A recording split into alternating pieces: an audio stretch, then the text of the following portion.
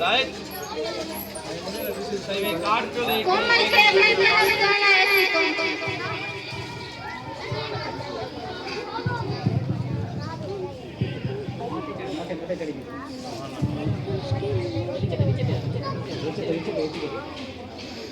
ना दे अली पढ़ना दे अली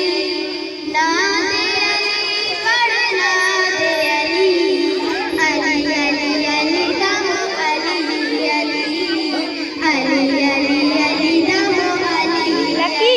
रहमत के पैगाम अली है कितना प्यारा नाम अली है सच पूछो इस्लाम अली है हिल जाए मेरे दिल की गली हिल जाए मेरे दिल की गली अली अली अली दम अली अली अली अली अली दम अली हर गम की तकबीर अली है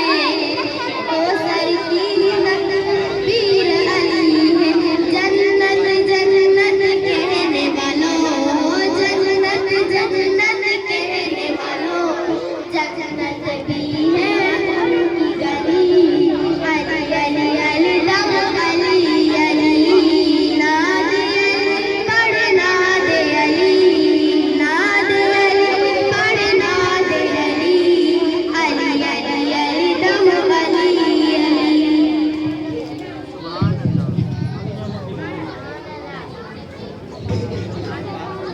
अली के बाद आकर देखा तो हसन हुसैन बैठे थे She was sister Komal. Now for the speech I would like to call Sister Laila from class 5.